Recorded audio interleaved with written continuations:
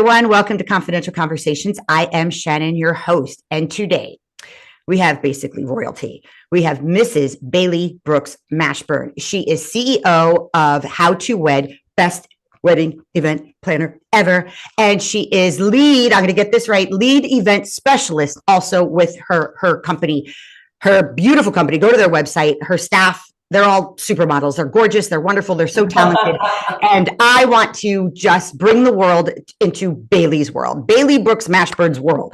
Bailey, you have the floor. Introduce yourself. Tell everybody what you do, and we'll have a conversation from there. Well, I am a wedding and event specialist. So what I love most is facilitating the love between two people and making a big deal out of their big day. It's kind of like, for me, it's like putting on a production or a show, and I'm presenting the Broadway musical to their guests and their friends and family. So I love what I do, and I just been doing this now since 2007, which is when I first started for a friend as well. And then I just got hooked. I was doing it for free for 5 years. And one day I said, ooh, let's start a company. And the rest is kind of wedding history. Oh my God. You did it. You did what you just did for me for free. Yes, I did for a lot of people, actually. That's so funny. Okay. Now, when Bailey says a production, she's not kidding. We sat on a call. I let her know, of course, when Matthew and I decided to do a wedding ceremony, we were already married. We did a private ceremony at the courthouse, but we also wanted to include our friends and family. So us being in Tennessee, we wanted to do it in the fall. We wanted the leaves changing. You know, we were just trying to give people a reason why Tennessee was different than, you know, all green in Florida. You're going to come here to Tennessee for our ceremony. We wanted to incorporate everything that's so beautiful about Tennessee in the fall. Or as autumn, as some people will get mad at me saying. And so the single first person I thought of calling was Bailey. And let me tell you, she puts together a production. She has this whole process that I'll let her go into. But let me tell you, she dots every I, crosses every T. She does put on a production. It's basically a musical. And she does it. I got to tell you, Bailey, I don't know what's going on in your head, but you look effortless. You're so calm, cool, and collected. Sometimes you get a little aggravated with maybe some vendors, but you are so perfect for this. So tell everybody what your process is. I mean, she even has like this whole website you're connected to where there's all these checkoffs and you upload your photos for your vision. I'm telling you, it's brilliant. It's like the brains of the operation. Like what we do with that online system is allow a bride to have visibility into like her budget, the notes, the contract she signed, the attendees, if they want to use that portion. We can build a wedding website out of there. The floor plan gets built in there if the venue chooses not to do it. But like, it really is a production. And I really am crazy. And even though you say I don't look crazy, I feel crazy, you know, because I'm constantly thinking of what's coming next so that I don't miss it. And so I think that comes from back in the day. I used to be like an executive assistant to C-level executives. And so when you do that, you know, Shannon, for sure, that when you do that, you always have to be anticipating the next thing before they come to you with it, because their thought process is, if I have to come to you with it, I might as well have done it myself. You know, that whole, narcissistic attitude, right? And so for wedding planning, though, it's like, for me, the pressure is so on that day because you only get one shot at this day. Like if everything goes kaput and blows up in my face, I can't replay any of that for you. All of the money you spent is on that one day and all of the efforts for that. So that is why I get a little testy with vendors who aren't performing at the level that they should be performing at, or at the level that we paid them to, or at the level that their contract states they will guarantee us performance of. So at that point, I'm just like, because I'm just like, how else do I drill this into your head that this is their best day ever? We got one shot at it, so it's got to be perfect, or at least perfect enough to where no one else notices the imperfections. I didn't at your wedding right before that performance where I started the music and you weren't even out of the room yet. Oh my God, my bad. But you made it. We made it work. We made it work. Well, I compare it to, and for those of you who you know, this is your first time meeting Bailey, or maybe you don't even know this about me. We're both former Miami Dolphins cheerleaders. We did not cheer together, but we both were cheerleaders. We were ambassadors together. And that's how I met Bailey. She interviewed with me to become an ambassador, which is retired former Miami Dolphins cheerleaders that still work every game or all the events at the stadium, concerts, that kind of thing. We take care of, you know, the tours, the high level seating, the high level clubs, the entertainment that's going to be at the stadium. We really work hands on with the very, very high level guests and guest experience. So that's how I met Bailey and have had like a serious girl crush ever since. I'll never forget the yellow dress she interviewed in. And where I was going with this is Bailey runs a wedding like a Dolphins game, a Miami Dolphins game. Everything is down to the second. You know where you're supposed to be every single second, when that commercial is going to come on, when you're about to dance. Like everything is so time managed. And that's why there's deadlines. And if a vendor's not getting something, she's like, you know, everybody's got a deadline. And then she runs her event. And I would just use my wedding as an example to the second, even down to what the songs I'm going to use during the ceremony. What second of the song do you want someone to walk? What second of the song do you want this done? It's not just what song, it is to the second. It is so managed, and it's so managed so beautifully. It's a production. You're not kidding.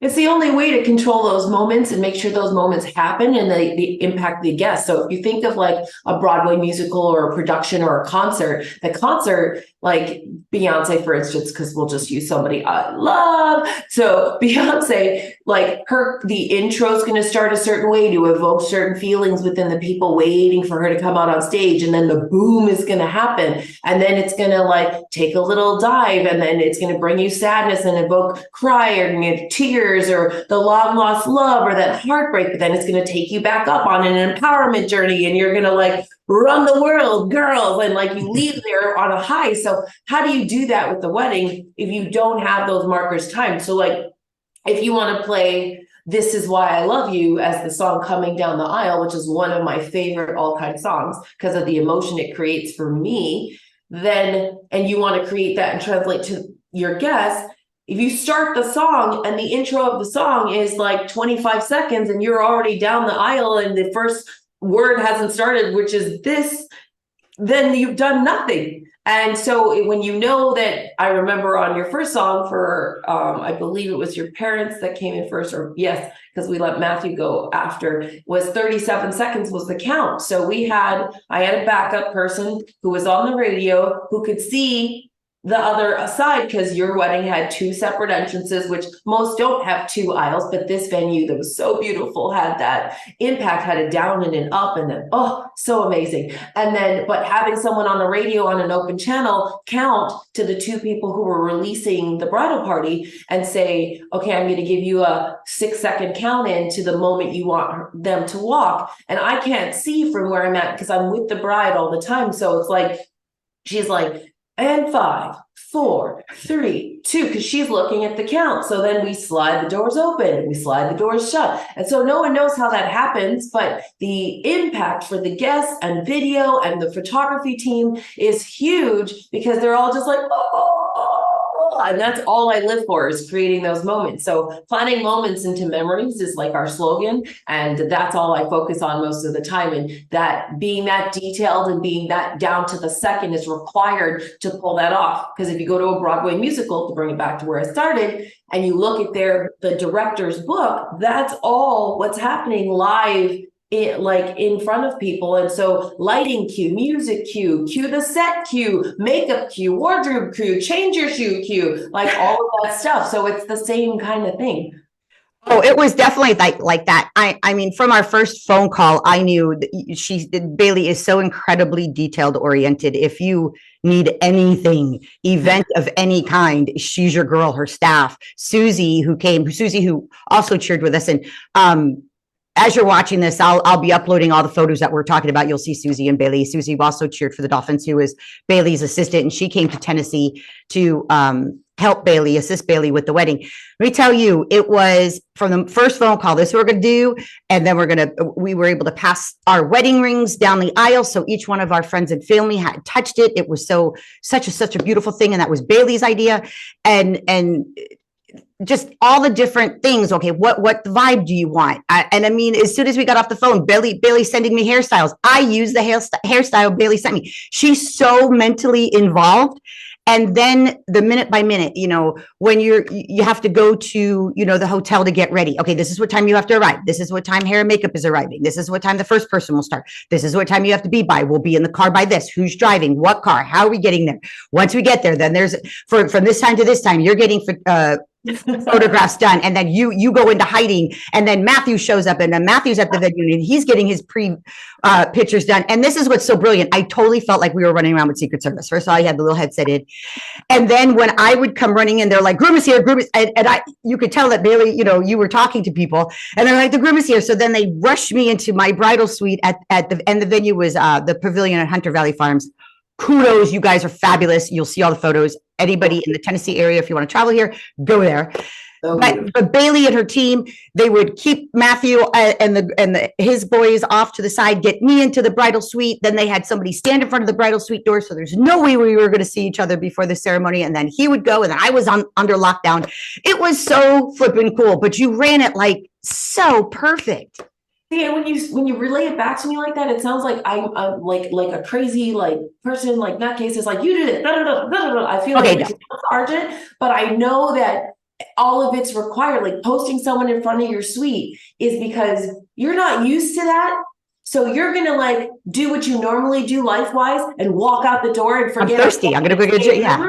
Right. So I don't have the opportunity, because I get one shot, to risk that. So if you accidentally run into Matthew, the moment is over and it's done. It's gone. It's poof. So I put the one piece. Step one is, okay, communicate with the rest of the people so everyone knows where she is and he is. And then step two is put a backup plan in place in case the radio goes down. There's someone that knows I didn't release her from the bridal suite yet, so don't release her. So like all of that stuff is happening in my head and in my earpiece, and then in the other side of my ear is my phone for the vendors who are coming and are not on property yet. And it's just like a crazy thing. But Susie, to be honest with you, Susie is like my best friend. Like we've been through so much cheering together. And so that is how Susie and I met. But Susie used to own a catering company. And before I actually started charging for weddings, when I was doing them for free, I would work for Susie's catering company and see the back end catering and what that looked like, because they just needed extra help. And I had the extra time. I was single, ready to mingle at that point in my life. So I would go to all their catering events with her and her husband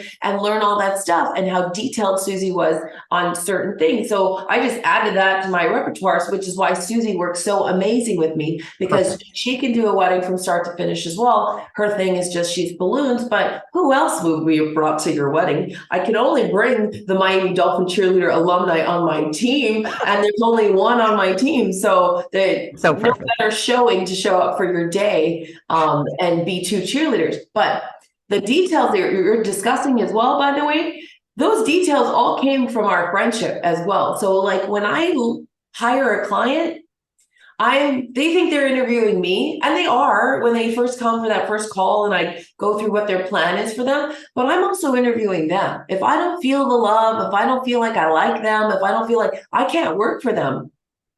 So coming up with having your family members pass your rings all the way down through until it got to you and Matthew, you didn't have a ring bearer. So your whole guest list was your ring bearers, because they all had the rings, pass them to your mom, who was the last person to pass them on to the two of you, and then put them back on your fingers, which is so sentimental. But it's because I want so many things for you. Like I wanted your hair perfect, and I know what your hair looks like and can do because I've known you for so long. So picking out that style was super easy for me, like amazing. It was perfect. It was perfect. And then you communicated the style, like how you wanted to spend this day with Matthew. I feel like I've been waiting so long for you and Matthew to just get married since I've known you, that I was like, oh yeah, okay, we could do this, we could do this, we could do this. And you were just all over it. But the catalyst was that whole day that the two of you picked, and wanting your guests to see the changing of the leaf colors, which is something we don't experience here in Florida, and that you've got to experience now in your new home, and that you wanted to share with everyone. So when I also selected the pavilion at Hunter Valley Farms for you guys to go look at and approve, and you loved it, it was done. It just made my life easier, because that goosebumps all over again. Yeah, I know. So good. And to everybody listening and watching, you have to understand Bailey's in Miami. Right? Yeah. So she's still back in South Florida. She planned for the first time a wedding in Knoxville, Tennessee. She did not know venues. She did not know locations. She did not know caterers. She did not know even how the whole process went. And it's very, very different in Knoxville than it is definitely in Miami. Everything is a la carte. Most venues, it's just a venue and you're responsible for everything, the decorating, the food, the dishes, the tables, the chairs. It's all on you setting up the breakdown.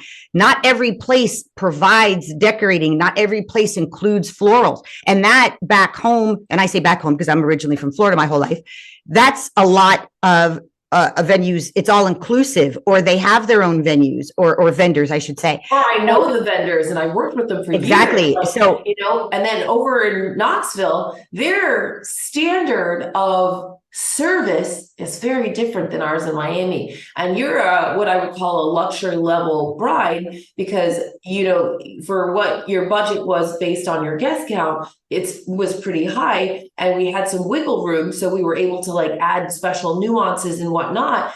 But just even picking out what they said was the top level caterer in the area, the catering team's back end was kind of like a mishmash. On the day of, their food was good, their service was excellent, their team was great, but getting them across the finish line was pulling dental molars out of teeth with a boot on their face.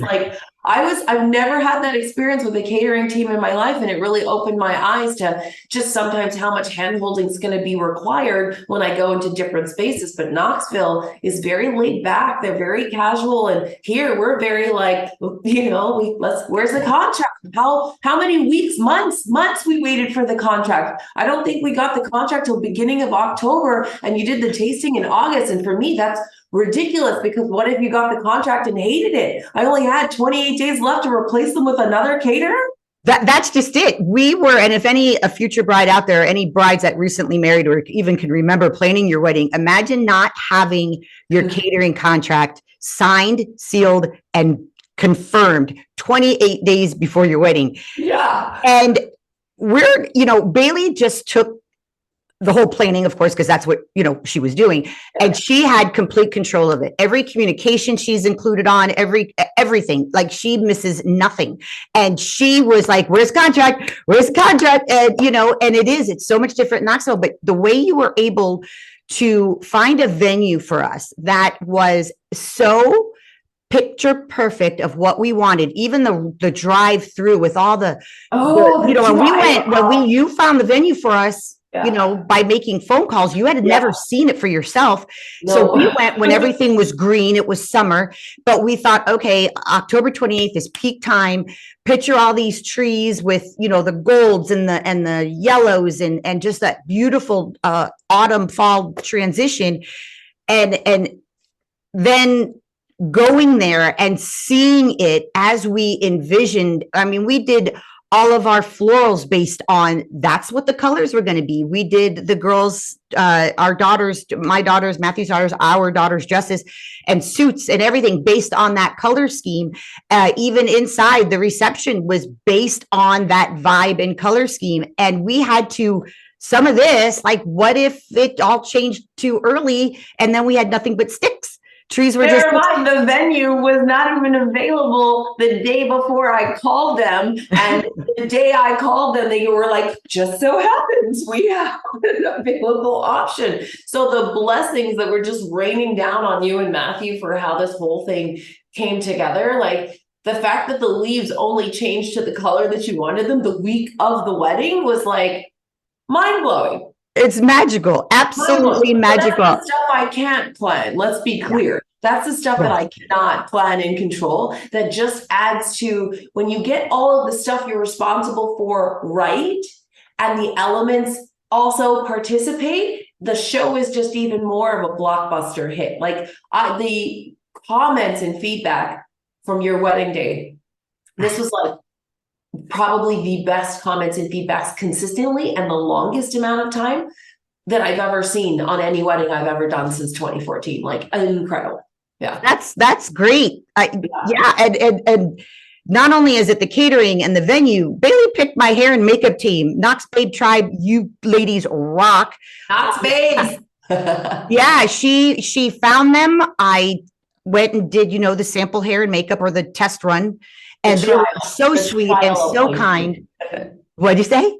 Called the trial appointment. Yeah. The trial appointment. I don't know the terminology. But even Bailey found them, and I have to give the shout out because this was Bailey's call. We'd never met Ron Wood and Kat of Ron Wood Photography and his team. He's an all-inclusive. He has the DJ, the 360 videos, like the selfies. Again, all of these photos and videos are coming up as I'm talking, so you can see what we're talking about. This is all Ron Wood Photography, and that's Bailey's guy, Bailey's team, Bailey's family.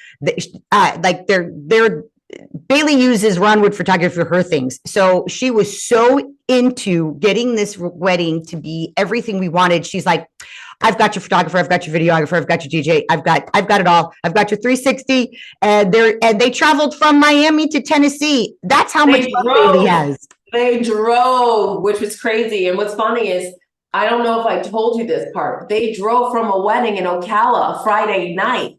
So they left their Friday wedding in Ocala and drove straight to Knoxville, and they arrived early that morning. And the reason, like, that's such like a important part of your wedding day, like photos afterwards, your the music being correct, and then the 360, that's a new piece that they just got. They'd only had for a month, so I was so happy to use it at your wedding for the first time for me, because their 360 rotates from the top instead of from the bottom. And a lot of people have been getting injured at weddings standing on that little small base and it going around you. So if you fall off because you're drunk, you run into the arm swinging around and it breaks the 360, and the rest of your night for your entertainment's gone. So when it's above, if someone falls down on the ground, they just hit the ground, and we got it on video, so that's cool. But you were so open to my suggestions, and you always heard me out and then would say what you thought, and which is one of the biggest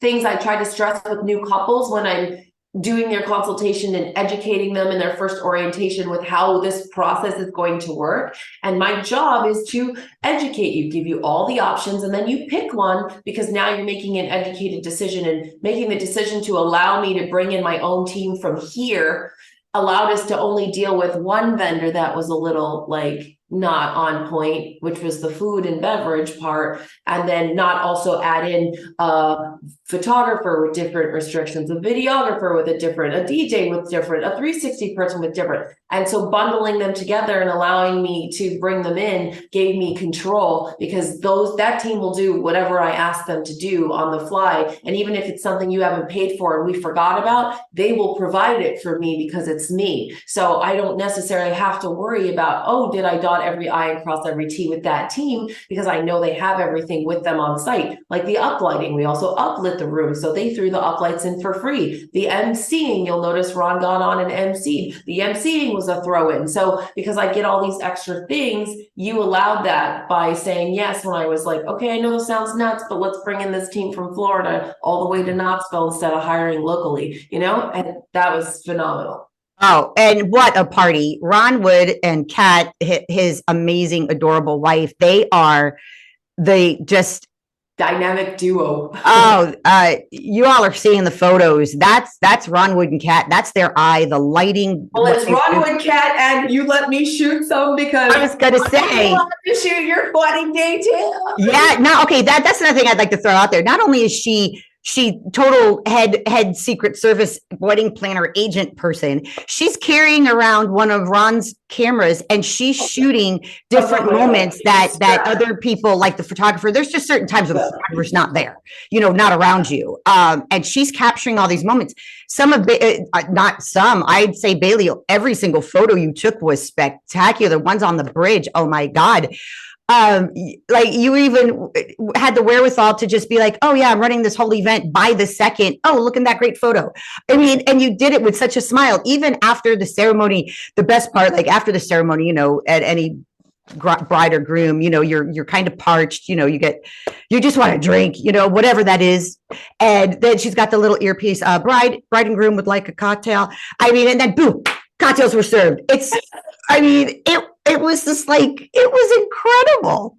It's so hard to communicate that to like a new couple when you sit down with them in orientation too, to like tell them how it's going to look on the day when you're like going through the planning process, because those nuances are like personalized on site. And so, and then shooting your photos. I mean, I think my ego kind of got the best of me because I wanted to be everywhere and all things for you on that day and have that memory with you, because we're each other's girl crushes. Like, you're one of my closest friends. And I'm like, Hello. Yes, yellow. And I loved you since day one. Like, so it for me was like, oh, I wanna be the planner. I also want to be in the photos. I want to take the photos. And then never mind, I'm in the performance because of the MDC aspect. Like, and then I'm planning the whole thing. And like, it was just like, how do I get as many moments in here as her friend as possible, even though I'm still the planner, so I still have to do my job, but I still wanted to be as involved as possible. And on that note, I have to just say thank you to you and to Matthew for inviting Susie and I to sit down with you in the wedding as guests and eat the full price meal and not the vendor discounted meal in the back room where we are usually scarfing it in, because having a seat at the table is not something we allow or participate in with clients ever. And not telling you and accepting your seat at the table with my little personalized note, and my name card, and it's the wedding I'm planning, working, and been paid to be at as well, is like, it's a thing that just doesn't go together. So I was also able to be a guest, which was like amazing. But then I was also the person who got to see you the whole time. Oh, and yeah. then every detail and experience the whole thing. So for me, that story is just like epic. It's like, this wedding will go down in history for me as one of my favorite weddings of all time. And yeah, I think that it's well deserved of that title for me. Oh my gosh. Well, definitely you and Susie were sitting at the table. I know you were there running the show, but first and foremost, you were there as just a dear part of our family, Susie as well. And there was no other place you were sitting. And you just said this, and you said this also in planning, and I guess it's okay.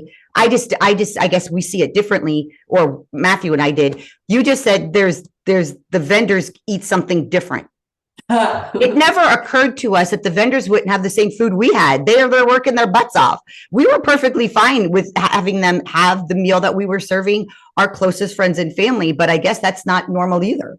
No, and a lot of brides actually don't want to feed the team they hired, because in their head, they're like, oh, well, we hired you, we paid you, so shouldn't you like pack your own lunch? But then I'm like, when you think of not feeding the crew in your head, you're also forgetting the fact that you're not giving them a lunch break to make their own lunch. And so if you're a photography team, you've literally been on site on average from about 1 p.m. till 10 p.m. and you're running behind the couple, trying not to miss an image or miss a shot or miss the important details of their day. And so when are they supposed to go for lunch and leave and go eat a snack? And then they're also not supposed to eat a hot meal. It's not like there's a microwave available for them to eat. So I get a snack at like 3 hours in, but not feeding them a hot meal and sitting down is like putting you in a position where now they're cranky, they're hangry, they're all these things, and they're the ones still shooting, and they're tired and they're exhausted because they haven't gotten a break. So part of my contract is that we feed all vendors all the time.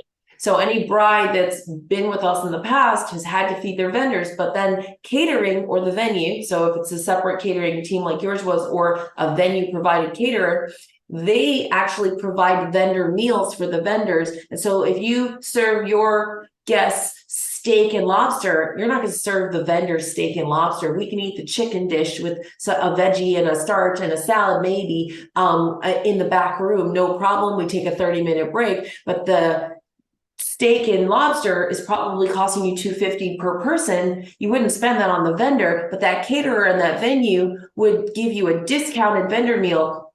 So, and usually it's 50% of the cost of your main meal to your guests. So if you're with $250, then $125 for the vendor meal. And sometimes vendor meals are $45 across the board because it's just a boxed lunch. Sometimes it's a sandwich with an apple and a juicy box, which is I never knew that.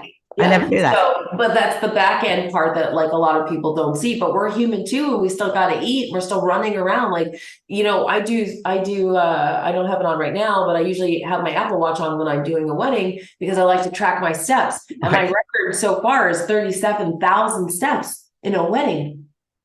And that was Mansion at Tuckahoe. I'll never forget that one because the venue where the ceremony and the ceremony, the eating part and the ceremony were like across and up a hill. So every time I had to like run back and forth for setup, as like it was 37,000 steps was my record, which is insanity. Wow. So where was that? Where was that venue? Mansion at Tuckahoe is North Florida. That's by Jensen Beach area. And it's a mansion on the top of a hill. And then it's got a beautiful courtyard. It overlooks the water. It's gorgeous. It's actually owned by the city though. And so it's a city venue. But it's all completely outdoor. So that was 37,000 steps in Florida heat as well. Yeah. So then you want to tell me you don't want to feed me? Like that I should bring my own food, my own meal? Like, wait, that's wrong. Yeah, exactly. So the catering team always usually takes care of us because the bride's paid for it. The couple's covered the meal. But there are some people who are just like so adamant about not doing that. But that is one of the things that happens like in the back, and you want to feed your vendor. Yeah, brides. And yes, every bride to be out there, feed your people. They work so flipping hard. I've watched it from beginning to end. They all work so hard. And I could say, I must have kept all of you happy because you, Susie, Ron, Kat, I mean, everybody involved, the staff at the Pavilion Hunter Valley Farms, everybody looked happy. So I guess they had full bellies. Well, everyone had full bellies and then everyone had a couple of glasses. So you guys were also very lovely enough to keep your bar open to the vendors, which is not something I typically suggest, but I know this vendor team, like the photo and video team, I've drank with them several times and their alcohol tolerance is very high. Obviously, they're in events a lot, so we typically are drinking a lot, but it's not typical that vendors drink. So they were having fun too, because remember, one of the other reasons I paired you with the Ron Wood team was because of your husband, Matthew, and how much how much similarities I saw between Matthew and Ron and you and Kat, and that dynamic of as a couple that is so hard to get. So when your photographer loves you, like they go over and above when they're taking pictures and they feel very comfortable talking to you. And I knew you and Matthew would also feel very comfortable posing and sharing your love in front of a camera, because some people clam up when the camera turns on or the lights on them and all of a sudden they're just like, what do I do? What do I do? Kiss her. Yeah. And it's like, holy crap, no, just kiss her like you normally do. Like you tell guys to put their hands around the waist and they're like that 8th grade dance. Like, no, grab her like you normally grab her so we can get it on, you want these shots. And so you and Matthew were also super comfortable with the two of them, which totally helped and elevated the whole experience. Yeah, I told Ron, and you probably saw it in the thread because you saw every communication. I told Ron and Kat, they have 2 friends for life. I would love for them just to come back to Tennessee. I host them in my home for a weekend. I know they ride motorcycles, we ride motorcycles, and they have a Vespa. But I would. They have a motorcycle too. I know. I was just teasing. We do have a lot in common, and they were just such great people. I would love to have them just all of you to just come back as friends and just just enjoy each other's company without I don't want to say the stress, because you really took the stress out of the wedding. But all that extra, because they're such great people. Well, let's talk about that. Like if you have a wedding planner and you've hired someone to help you run your day and plan every aspect, why are you stressed? I wasn't at all. No, and you shouldn't be stressed out. Like, I hate to hear like a couple being like, oh, we're getting married. I'm like, how's the planning going? Like, oh, they start banging their head. They're like, I'm so stressed. I'm like, well, do you have a planner? Like, do you need some help? Like, no, we have a planner. I'm like, well, why are you stressed? And then if your planner's not stressed out about a single detail, you shouldn't be stressed. If you see your planner freaking out, that's when you should freak out, because the freak out mode has reached the planner's face, and then now it's actually a problem that you probably can't fix that she's freaking out about. So other than that, there's no reason for you to be stressed, because the whole point of you paying for someone is you're paying for my expertise. You're paying for my experience and level of professionalism throughout the whole process. You're paying for my timeline and order of planning events. You're paying for how I tell you this should go, for you to maximize every dollar that you're spending. If you come in and you're now telling me how everything should go and where it should go and how the timing works and when you should book so-and-so and who, you're messing up the whole program. I can't function on your program. I built the program. And now you want to come in with zero experience and tell the planner that you're paid for her expertise how to do the program. Well, then I can understand why you might be stressed. But if you don't trust your planner, you're not going to have that experience and not be stressed. Oh, I had 100% trust in you, Bales. Let me tell you, even you, Bailey not only hadn't seen Hunter Valley, the pavilion at Hunter Valley Farms, but she didn't see, and that's a whole, that's outside, you have the wedding, there's cocktail hour, and then inside, if there's an inside area where you could have your reception, and that's where we were. She hadn't even seen the room. And Bailey is so good and such a professional at what she does. She, based on me just doing like a little stick figure drawing, and her, of course, being in constant communication with the venue, she was able to visualize what that venue was going to look like. So she did not see it. We got married on Saturday. I saw the venue for the first time Friday morning. At 10 a.m. At 10 a.m. Friday morning. Now you have to understand, she's also helping me with plates and napkins and glasses and chairs and setup and florals and just the decor, because we did this whole boho formal type vibe. She did this all from Miami, sees the venue for the first time, 10 o'clock a.m. the day before, and was able to go, okay, we're going to do this and we're going to move it like this. And was like, bam, this is what we're going to do. And it's like magic. She's just magic. And I just go, okay. Just trusted her completely. Well, you did a great job of explaining a lot of the venue. The photos for this venue were accurate, so that really helped. So I didn't walk in there and was like, oh, whoa. The only thing that was kind of odd for this venue was the fact that their floor plan and layout that they've been using for years is what I heard, which is great, but it's not to scale. So I'm to scale. And when I walked in, and the fireplace is actually off center of the room. So the fireplace should have been dead in the middle, and it was literally off center. And in the floor plan they gave me, the fireplace is dead center. So I'm like, they just need to make that small adjustment to their floor plan. So people who are booking you from outside know what they're walking into. However, they were literally like, well, we're not used to working with people from outside. We usually do everything. And Shannon came in with a planner. And that was some of the stuff I ran into in Knoxville with a couple of the other places that you had suggested. Remember the one with the rock wall? Yeah. Rock wall, and they were like, we don't work with outside planners. And you were like, well, I'm not going to book them if they won't work with you. And I was like, hey, I will just be a guest. No one will know I planned it all. They'll just think you did with them. And so I was willing to give you whatever you wanted and act like a chameleon in the background, or to get you exactly what you needed. But walking into that sight unseen is a very normal practice for me. So I just need the dimensions of the room. And then you told me what you wanted for the layout. And then the only thing that did throw me for a loop was the ceremony, which I didn't tell you, because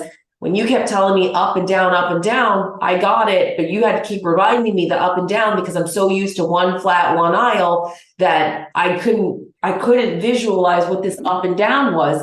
And thank God when we got there, the up and down was a lot cleaner and neater than I expected based on what you kept saying. But I didn't realize how long the walk was on the downside, so that we had to figure out what the new start point was to start the walk in for the people that were coming in on the first level versus the second level, because you're just coming down the stairs versus this walkway is so long. So that was hysterical. But other than that, it was pretty on point. And then set up on the day of doesn't require a plan. If we didn't have a floor plan and I had tables, I would just build it. So because it's me being there, but I always like to build stuff in advance in case I can't show up. So you never know what's going to happen to your planner on the day of the wedding.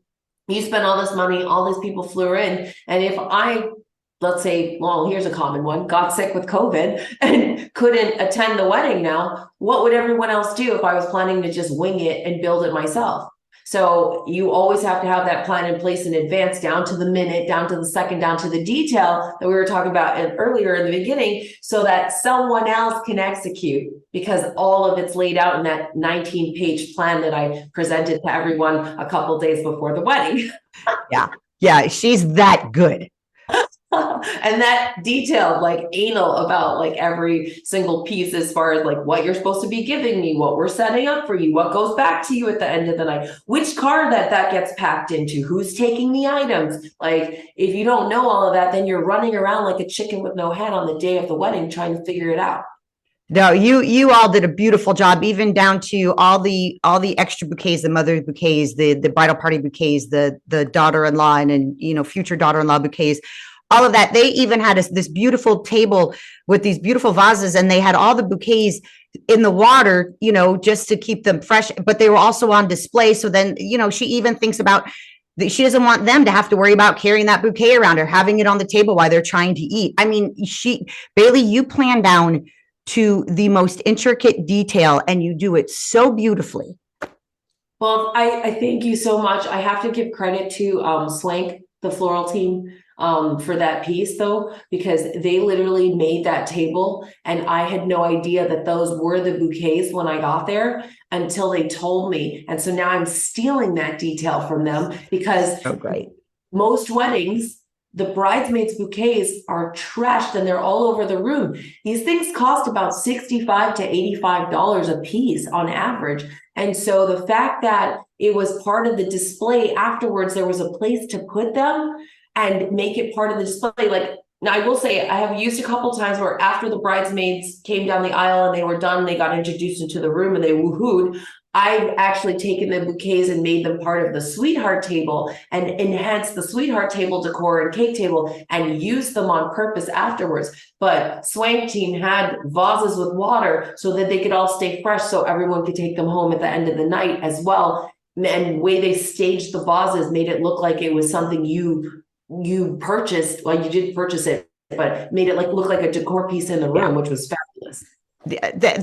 I've told people, if I sat down and wrote a wedding, a dream wedding, I couldn't have written it any better than what we did. And I'll say we did together, because you were part of every single well, of course, every decision, but even when I ran certain decisions past you, you would yay or nay them or be like, okay, well, what about this? We really worked this whole planning together, and it was perfect.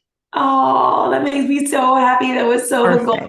It totally warmed my heart. I couldn't stop talking that night. I was literally on this energy high after the wedding was over, because I couldn't believe just how perfect it went. And I've done a lot of weddings, but this would be the one that I would say was absolutely perfect, down to every single detail. We forgot nothing. Nothing. And we worked together on the whole thing, even down to a client would never pick me up at the airport, but of course you picked me up in your new car, which was lovely, and then escorted us to the hotel, and then was it just was love. Even the welcome reception. Oh, Friday night. Yeah, Friday night was so much fun.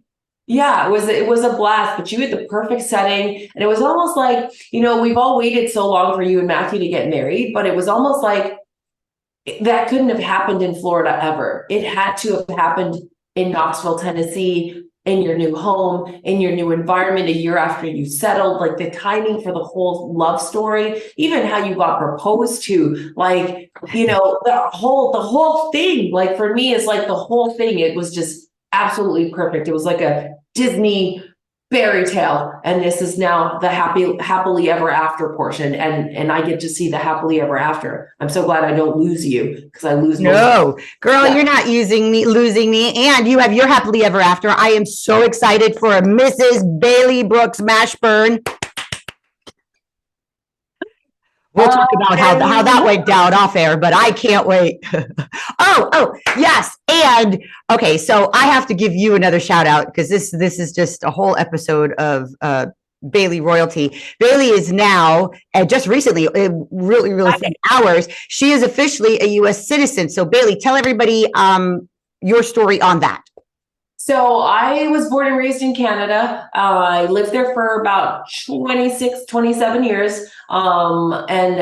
Meeting someone brought me over here, and I stayed. I had kids. I got married. I've been divorced, and now I'm with my new partner, celebrating my citizenship here in the US. But I've been here 22 years, and this was one of the hardest things to ever do, because I didn't want it. I didn't want to be an American ever. I loved being here, living here, but still saying that I was Canadian, because I think a part of me always felt like Canada was better. Canada was better. And I still kind of feel like some parts of Canada were better because the way we're raised is a little homelier, and in Florida, it's a lot faster than I was used to. Like, the celebrity lifestyle here is like crazy. And in Canada, where I'm from in Winnipeg, there are zero celebrities.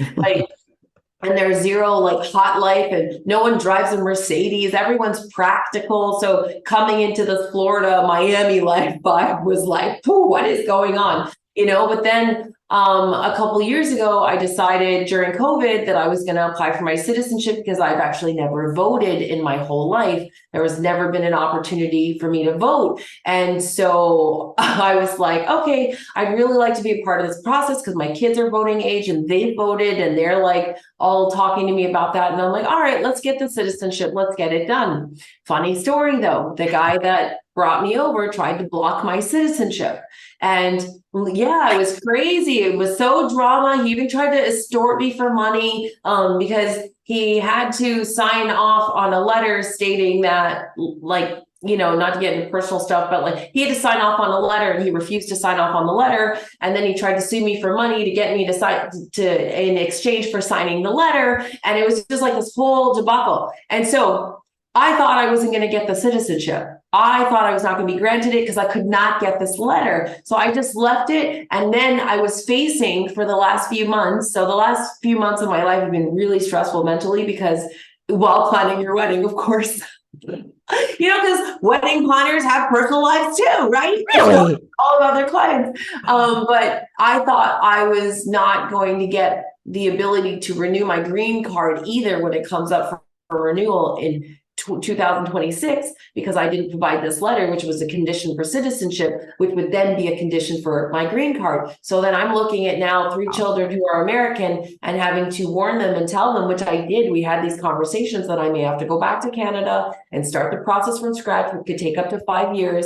to be allowed to re-enter the US. And while in that process, I would not even be allowed to visit the country that I've lived in and have businesses in and own houses in, right? So that was like crazy for me. And then all of a sudden, I get this letter in the mail that says naturalization ceremony. Here's your hearing. Here's your time. And it was 2 weeks ago, literally. And I'm like, how did that happen? Because I never sent the letter.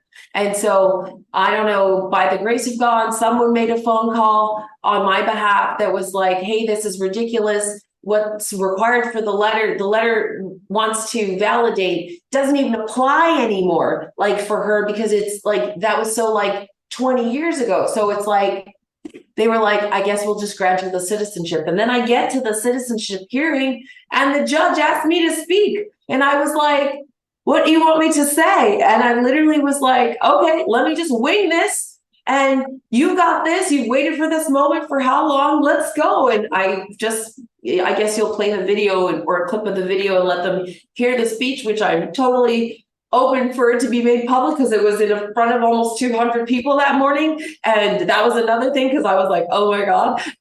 But you would be so proud, Shannon. You would be so proud, Miss Criminal Degree Woman, because you literally, when I walked up to the podium to speak at the mic, the first thing I did was, thank you, Your Honor. And then Love that.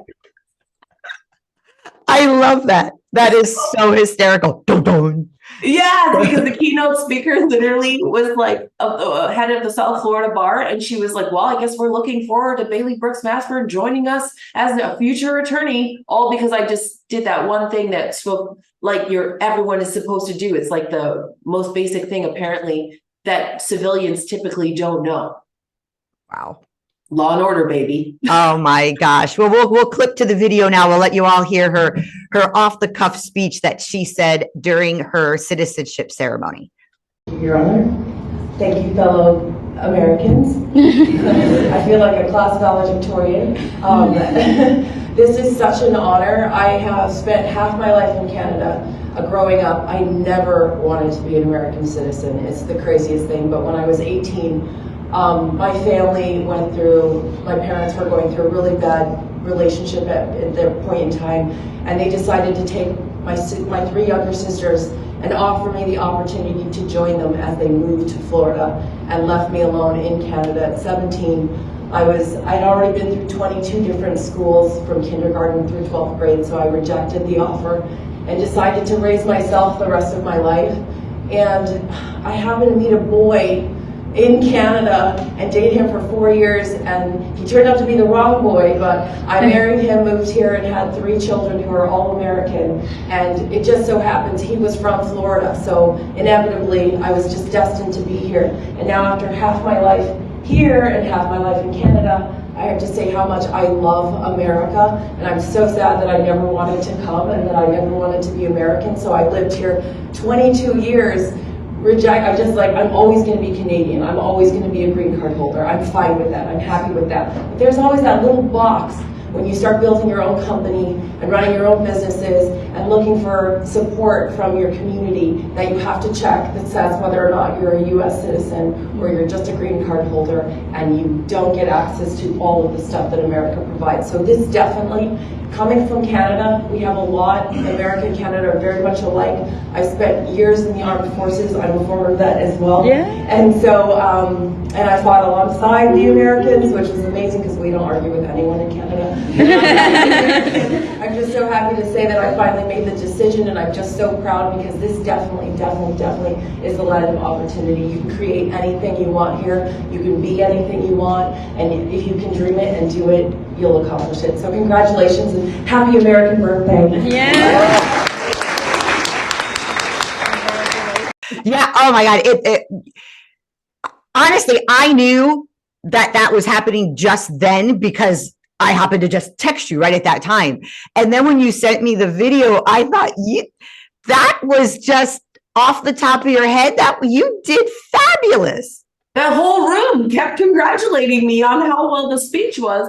And I mean, don't get me wrong, the 2 speeches before me were not excellent. I mean, they tried, but the first lady, her English was not her first language, definitely. And she was just bawling and waving her flag like she was so excited.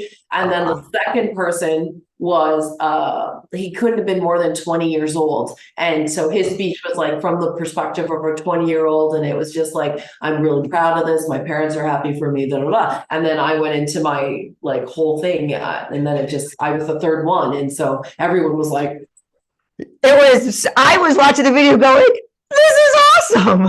Well, I'm so glad I videotaped it and asked somebody to do it for me because when I was doing it, I for some reason you could feel like your hands shake, but I'm like, I'm not nervous, but my whole body is trembling.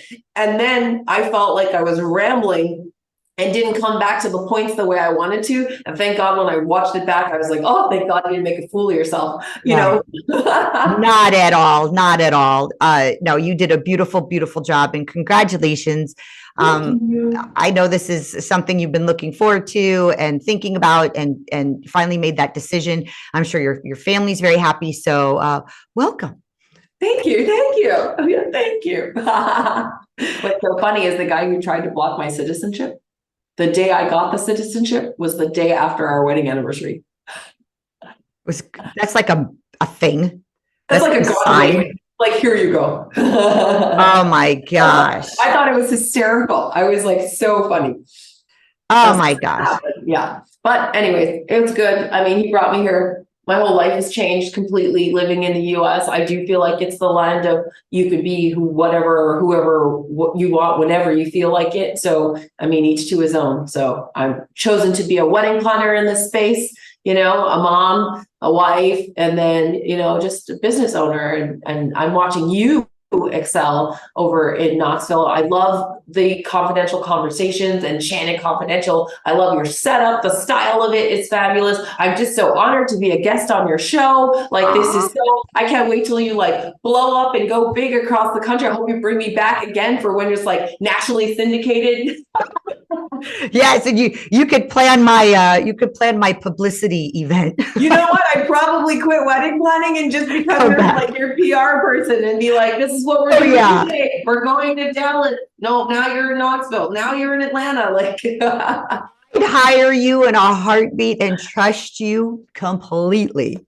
Oh, I love that you trusted me. And that's kind of how this whole thing started, is that a friend of mine named Aisha, she's actually a girlfriend of mine from Canada. I love social media because the power of social media and connectivity is massive. I reconnected with her on social media, and that's how we found out that we were both living in Florida, except she found out that I had been here the whole time she was here after she moved to Washington, D.C.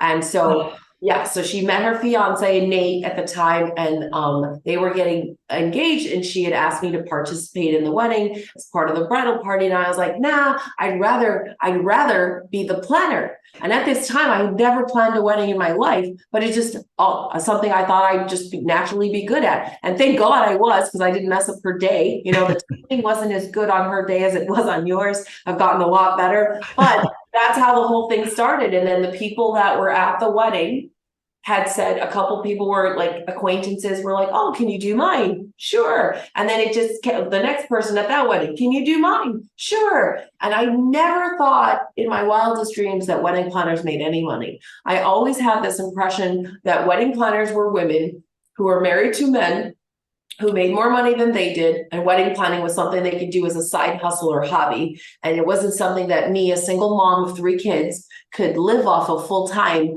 and be responsible for myself. And I was very scary because I built the business from 2014 to 2017.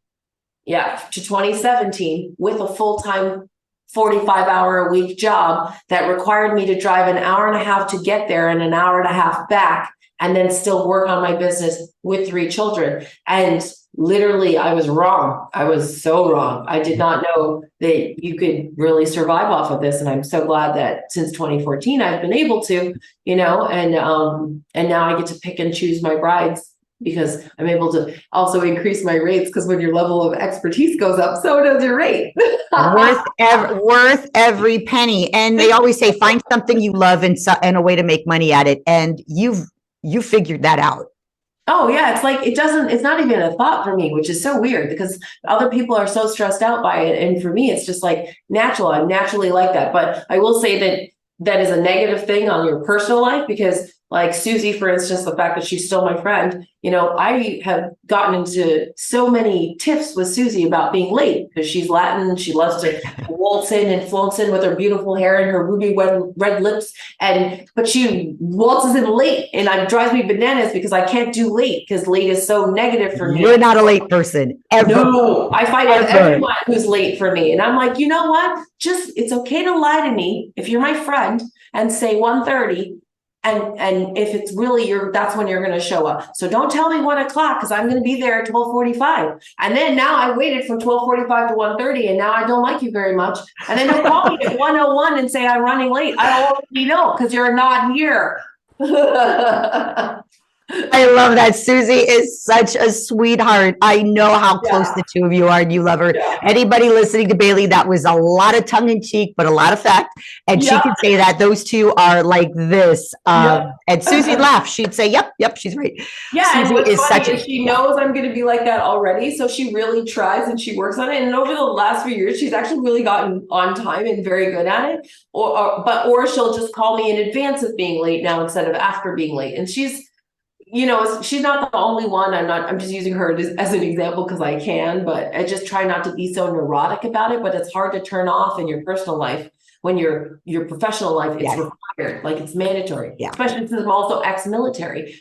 Like 5 minutes to the time you're supposed to be there is already late. Like thank you. 5 minutes before the time, you're already considered late in the military. So like 4 minutes, 3 minutes to it, that stress level just starts picking up at that point. Yes. Yes, no, that's why you were one of the single best ambassadors ever at Hard Rock Stadium for the Miami Dolphin cheerleaders, because you were so good. You were always where you're supposed to be. You were always the smiling, happy.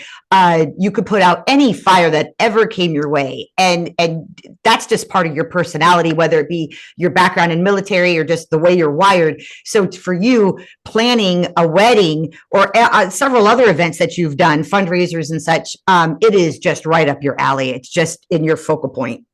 Well, now you can see why I was so upset about that little tidbit that happened at the 9 at Hard Rock Stadium when they tried to send me a security guy who wasn't properly dressed to work outside. And I sent them back and told the head of security where to go, basically, because that was not protocol. So I don't deviate from the plan. Reginald gave me a plan. This was the plan. You know, Stephen Ross was like, this is the plan for the 9. This is what we want to show. So there was no way I could break that. But now you see what I was trying to communicate to the rest of them, and you as well, because you weren't involved in the conversations for that. And then neither was our boss at the time, and Haley. And so Bill and Haley had no idea either, but the people who were affiliated directly with the 9 knew what I was talking about. And thank God they had my back, because I was facilitating what they told me had to happen for this thing.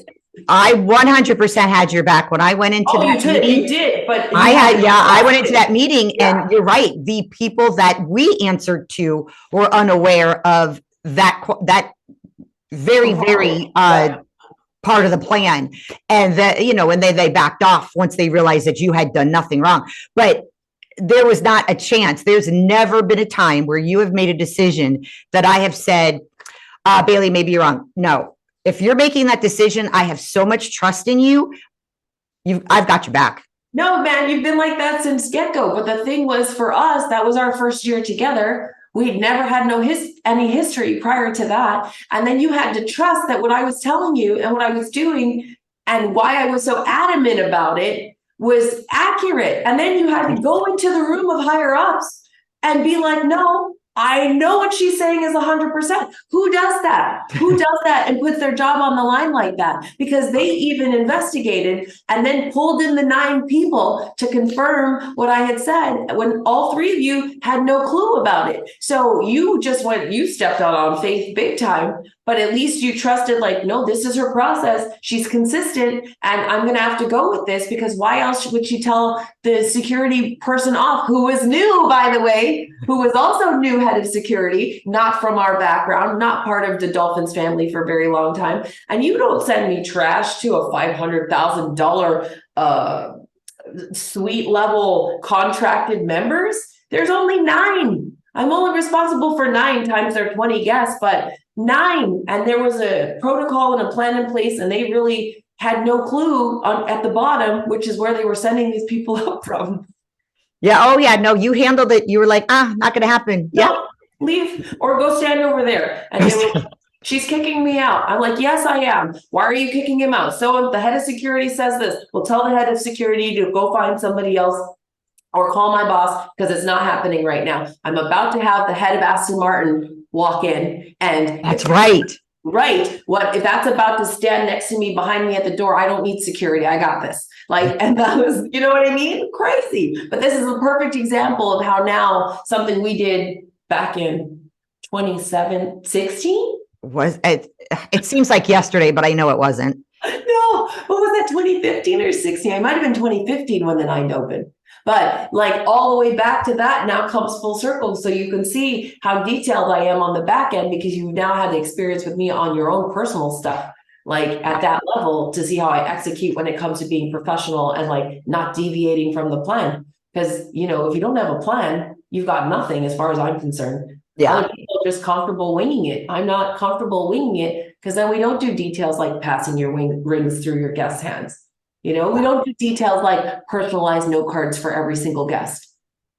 Yeah. And then because we were already legally married, all of our children took part in different portions of the wedding and married us. These are all things that, you know, communicating with you and just talking through it, we were able to do so many And how special is personal. that? Yeah. Because you guys are combining families. You each have kids from separate marriages. As who doesn't nowadays? That's the more the norm than not, like who doesn't? And then, but who combines them at that level where your kids, all of them, marry you? Like that was so incredible. Like just watching it, I get goosebumps just thinking about how beautiful of a moment that is for each kid to be like, who was the officiant at their ceremony? I was. Yeah. And we kept all of that a surprise. So that was a secret, the guests did not know until they got there. Yeah. What they were about to see. My mom even was asking, and I'm like, you'll have to wait. Well, never mind that surprise. The 3-minute halftime performance that you choreographed and made everyone practice from far and wide via video. And then we had one practice at 11 o'clock at night in a basement trying to hide from other people so that the surprise didn't get out. And look how it pulled off. Like, I have to tell you, for everybody listening and watching, and the video will come up. We were all cheerleaders, a bunch of alumni cheerleaders, Miami Dolphin cheerleader alumni were there. There are about 9 of us. And we decided, let's put together a surprise performance for Matthew. And I think it was actually Stephanie's idea. And I was like, okay. So we had a routine that, most of us were very familiar with because we just recently had a reunion. So there was like a little part of a routine that we knew. And a good majority of us had cheered together back in the 90s. So there was this one cheer that we love. Thank you, Soli, Quadrophonia. So we put together, we just refreshed our memories on that dance and put it together with transitions and a kick line to a whole different song by, anyway, I'll pop it up here because I totally forget the name, but it went beautifully with the music. And we sent videos and choreography out to everybody. Bailey, you had to learn the whole dance from scratch while you're going through all this stuff with your planning, and you're going through your becoming a U.S. citizen, issues. Yeah. So all of this, so everybody, this is just the love that we have, the Cheer Sisters have for each other. Everybody learned the dance. Everybody practiced the dance. We did it over video, Zoom. And then for the very, very, very first time, we did it together Friday night under secret, underground, and performed it in front of everybody at the ceremony. We pulled it off. Everybody was surprised. Matthew was blown away. He thought when he got sat down that I was going to do some type of garter thing, and which we both said we just weren't going to do. Yeah. So he was like, what is going on? And my brother's like, you got to trust me, dude. Yeah. And then because I was still trying to make it look like a surprise, the girls all changed into these black outfits that you're seeing in the video. I had ordered pom-poms for everybody. I saw my wedding dress on. And the music starts, and I walk up, and I'm acting like, what are the girls doing? Oh, how cute. They put together this crazy surprise for us, Matthew, because I'm kind of walked over to Matthew. And Matthew's like, oh, wow, they're going to dance for us.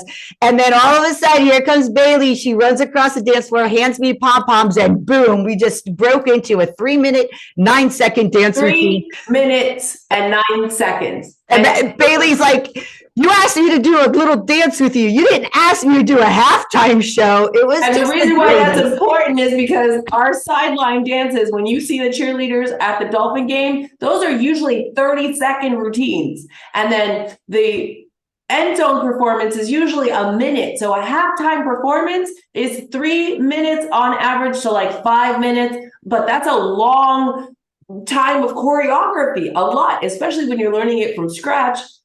And then you're planning a wedding. Never mind, I sent 4 kids to college in August. The 10th, I have 5 kids. Like I sent 1 to school, and then having to learn the routine. Oh my gosh, it was absolutely perfect. It was one of the most amazing wedding planning experiences of my life, honestly. But it came off so good. Yeah. So great. And I know all of you. I know all of you put your heart into that because we just love each other, and the appreciation for agreeing to do it, doing it, performing it.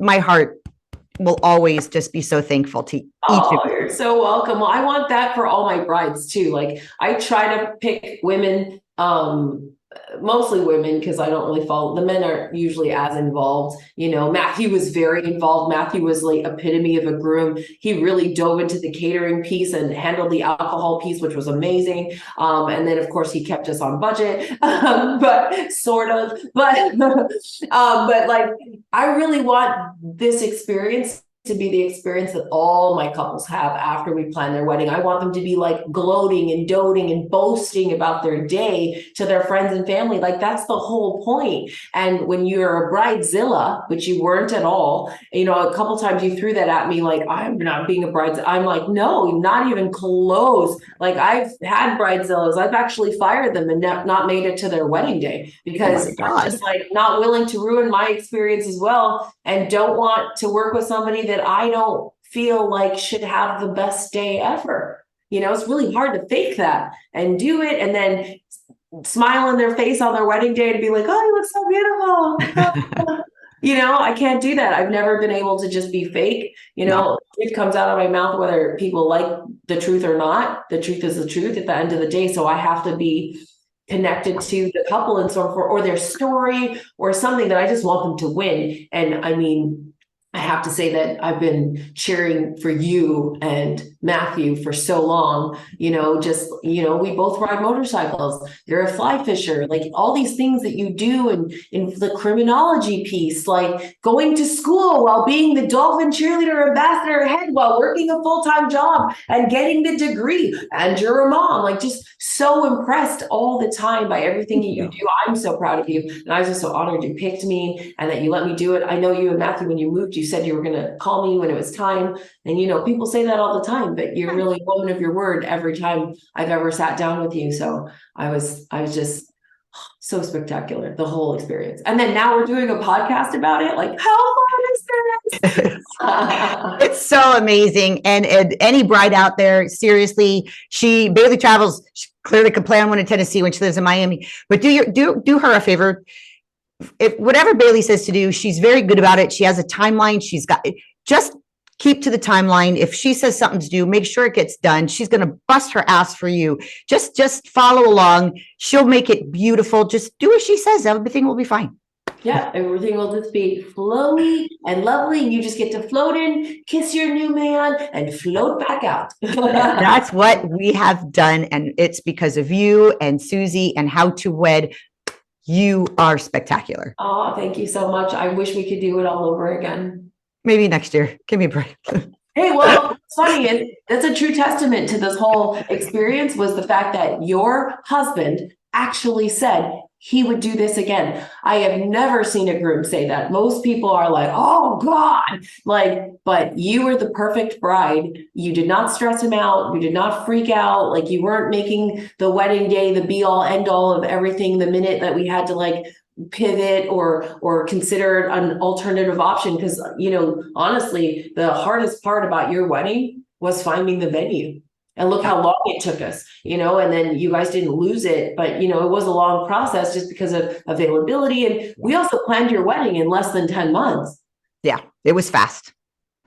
It was fast. It was like 6 or 7 months, right? Yeah, it was real fast. We also did that. Yeah. And so finding the venue took over a month, which burned a lot of the time. So that was a little, okay, well, we're not there and my nerves aren't shot yet, but they're next, So, having a groom make that statement, like Matthew also said, for all our grooms out there, he was also very comfortable taking pictures with the photographer because he couldn't stop laughing at the guy behind the camera, which was excellent. So when you're picking a photographer, make sure you pick someone you're both comfortable with.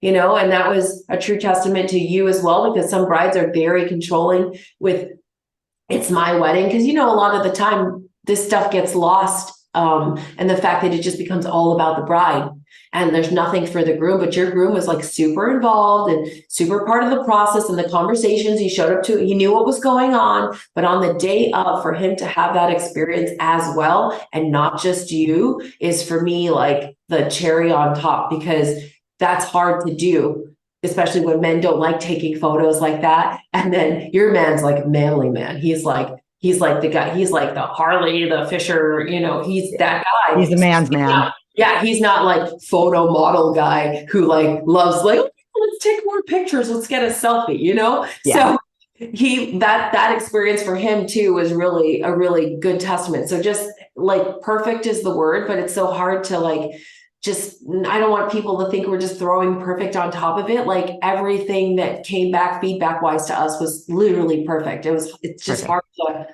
it's hard to just like share.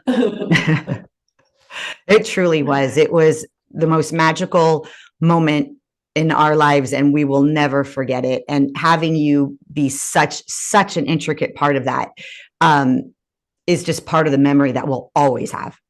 No, I love that. So amazing. Your family was excellent. So it was such a good experience. And thank you again for picking me and selecting me, and then for wanting to share the whole experience. I love this. Oh yeah. Oh yeah. Oh yeah. All right. Well, for those of you that don't know me, Bailey Brooks Mashburn, my website is howtoweb.com. It's the number 2.